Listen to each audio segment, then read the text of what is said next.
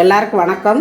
இன்றைக்கி நம்ம வீடியோவில் என்ன பார்க்க போகிறோம்னா பாசுமதி அரிசியில் வெஜிடபிள் பிரியாணி தான் செய்ய போகிறோம். பாசுமதி அரிசி 1/2 கிலோ எடுத்து நல்லா கழுவி ஒரு அரை மணி நேரம் ஊற வச்சு எடுத்து வச்சுருக்கிறேன். பட்டை, கிராம்பு, நட்சத்திரப்பூவு, சோம்பு, ஏலக்காய், அனாசிப்பூ, ஒரு பிரிஞ்சி இலை 2 உடச்சி வச்சுருக்கிறேன். வெங்காயம் பொடியாக வெட்டி வச்சுருக்கிறேன். இஞ்சி பூண்டு அரவை, சின்ன சோயா தான் எடுத்து சுடுதண்ணிக்கில் போட்டு நல்லா ஊற வச்சு எடுத்து வச்சுருக்கிறேன். பீன்ஸு, உருளைக்கிழங்கு, காலிஃப்ளவரு, கேரட்டு, பச்சை பட்டாணி ஊற வச்சு லைட்டாக வேக வச்சு எடுத்து வச்சுருக்கிறேன். பச்சை மிளகா ஒரு 5 பச்சை மிளகா 2 சீவி வச்சுருக்கிறேன். ஒரு 3 தக்காளி கட் பண்ணி வச்சுருக்கிறேன். கோவக்காய் 4 காய் கட் பண்ணி வச்சுருக்கிறேன். தயிர், தேங்காய் பால், அரை லெமன் ஊற்றிக்கணும். இன்றைக்கி இதுக்கு நான் டால்டா தான் யூஸ் பண்ண போகிறேன். நாங்கள் முதலெல்லாம் கடைக்கெல்லாம் டால்டா தான் யூஸ் பண்ணுவோம். பிரியாணிக்கு ரொம்ப நல்லாயிருக்கும். டால்டா 1 கிலோவுக்கு 200 கிராம் நாங்கள் போடுவோம். இன்றைக்கி 1/2 கிலோவுக்கு 100 கிராம் எடுத்து வச்சுருக்கிறேன் டால்டா. இப்போ இதை எப்படி செய்கிறது அப்படிங்கிறது பார்க்கலாம். இப்போ அடுப்பத்தை வச்சுட்டு குக்கர் அடுப்பில் வச்சுருக்கிறேன். டால்டாவை போட்டுக்கலாம். டால்டா நல்லா உருகிருச்சு. நம்ம எடுத்து வச்சுருக்கிற இந்த பட்டை, கிராம்பு எல்லாத்தையும் சேர்த்துக்கலாம். இந்த ஏலக்காயை மட்டும் பிச்சு போட்டுக்கோங்க. முழுசாக அப்படியே போட்டிங்கன்னா அவ்வளோக்கு ஒன்றும் வாசம் வராது. மற்றதெல்லாம் அப்படியே சேர்த்துக்கலாம். இந்த மாதிரி பிச்சு போட்டுக்கோங்க. ஏலக்காயை நல்லா செவந்துருச்சு. இப்போ நம்ம வெட்டி வச்சுருக்கிற வெங்காயத்தை போட்டுக்கலாம். இதுக்கு பெரிய வெங்காயம் தான் நீல சைஸில் கட் பண்ணி போடணும். நான் இன்றைக்கி சின்ன வெங்காயம் போட்டிருக்கிறேன். பெரிய வெங்காயம் இல்லைங்கிறதுனால சின்ன வெங்காயம் போட்டிருக்கிறேன். இது நல்லா வதங்கட்டும். இப்போ பார்த்திங்கன்னா வெங்காயம் வதங்கிருச்சு. எடுத்து வச்சுருக்கிற இஞ்சி பூண்டு பேஸ்ட் சேர்த்துக்கலாம். இப்போ இஞ்சி பூண்டு நல்லா வதங்கிருச்சு. நம்ம எடுத்து வச்சுருக்கிற பச்சை மிளகாய் இதை சேர்த்துக்கலாம். கோவக்காயை இப்போ தான் சேர்க்கணும். அதாவது பச்சை மிளகாய் போட்ட உடனே இந்த வெங்காயத்துக்குள்ளே அந்த எண்ணெய் இதெல்லாம் சேர்ந்து அந்த கோவக்காயில் வதங்கணும். ரொம்ப நல்லாயிருக்கும். அப்போ இதெல்லாம் சேர்ந்து நல்லா வதங்கட்டும்.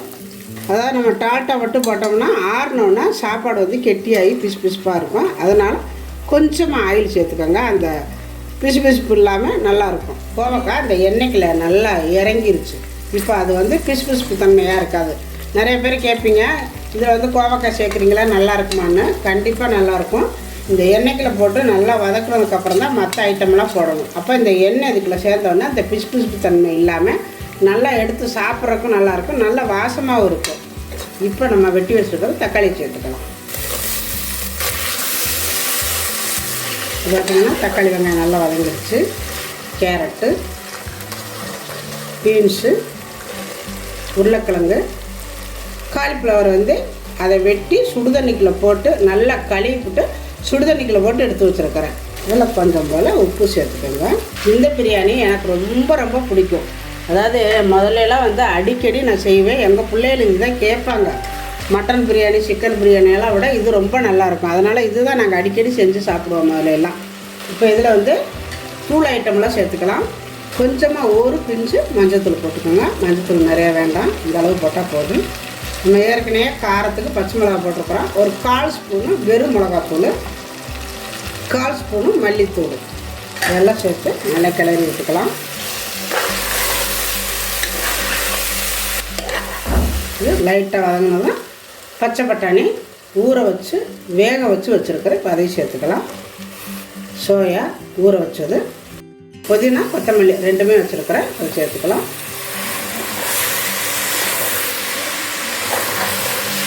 இது கூடவே தயிர் ஊற்றிக்கோங்க.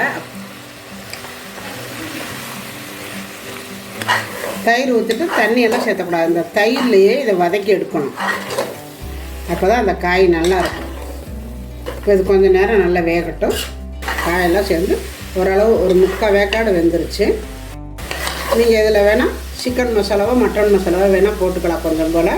நான் பட்டை கிராம்பு எனக்கு போதும். ரொம்பவும் அந்த பட்டை கிராம்பு வாசம் இருந்தால் சாப்பிட முடியாது. அதனால் மசாலா போடலை. நான் பாசுமதி அரிசி தான் போடுறேன். பாசுமதி அரிசிக்கு அதாவது 1க்கு 1.5 தான் ஊற்றிக்கணும். நான் 1.5 டம்ளர் எடுத்துருக்கிறேன். தேங்காய் பால் 1 டம்ளர் இருக்குது. இப்போ இதை நான் இப்போ சேர்த்துக்க மாட்டேன், இருக்கட்டும். இப்போ தண்ணி மட்டும் அளந்து எடுத்து வச்சுருக்கிறேன். 2 டம்ளர் தண்ணி எடுத்து வச்சுருக்கிறேன். இப்போ சேர்த்துக்கலாம்.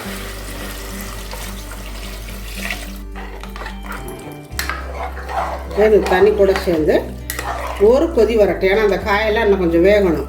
அதனால் ஒரு கொதி வரட்டும். விசில் போடாமல் சும்மா இந்த மாதிரி சும்மா மூடி வச்சுருங்க. இருக்கட்டும், ஒரு 2 நிமிஷம் இருக்கட்டும். இப்போ பார்த்திங்கன்னா நல்லா கொதிக்குது. இந்த மாதிரி வெந்தாலே எல்லா காய் வெந்துடும். தேங்காய் பாலை இப்போ தான் சேர்த்துக்கணும். 1/4 மூடி எடுத்து அரைச்சி தேங்காய் பால் எடுத்து வச்சுருக்கிறேன். இப்போ தேங்காய் பால் ஊற்றினோடனே அது கொதிக்க ரொம்ப கொதிக்கணுங்கிறதில்ல, அரிசி போட்டுக்கலாம். அதுக்கு முன்னாடி நம்ம எடுத்து வச்சுருக்கிறேன் லெமன், அரை லெமனோட சாறு. சாப்பாடு ஒன்றோட ஒன்றா ஒட்டாமல் இருக்கிறவங்க தான். நிறைய சேர்த்திங்கன்னா புளிப்பாகிடும். இப்போ நம்ம அரிசியை சேர்த்துக்கலாம்.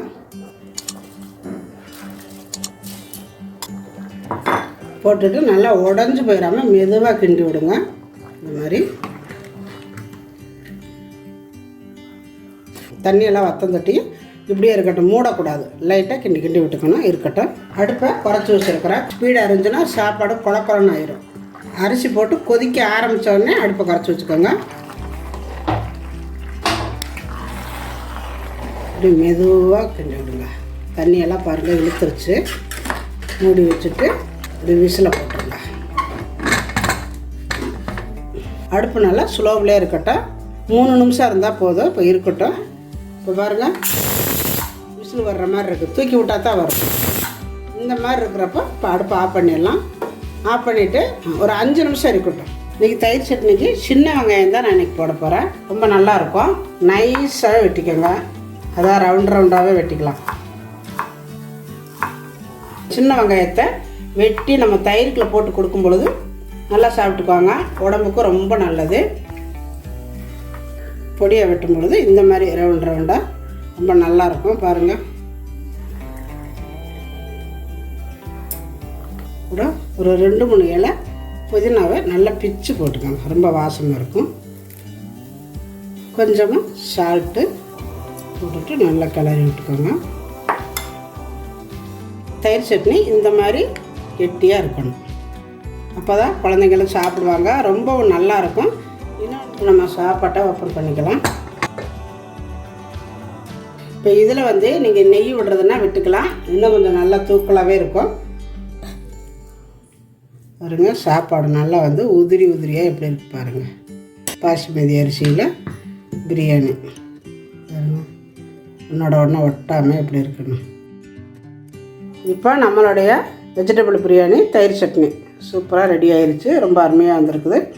இதே மாதிரி அடிக்கடி உங்கள் வீட்டில் செஞ்சு கொடுங்க. உங்கள் குழந்தைங்க பெரியவங்க எல்லாருமே இந்த மாதிரி சாப்பிடும் பொழுது ரொம்ப ஹெல்த்தியானது கூட. இந்த வீடியோவை பார்த்துட்டு எப்படி இருக்குது அப்படிங்கிறத எனக்கு கமெண்டில் சொல்லுங்கள். இந்த வீடியோ பிடிச்சிருந்தா லைக் பண்ணுங்கள், ஷேர் பண்ணுங்கள். செட்டிநாடு சமையலுக்கு சப்ஸ்கிரைப் பண்ணுங்கள். நன்றி. வாழ்க வளமுடன்.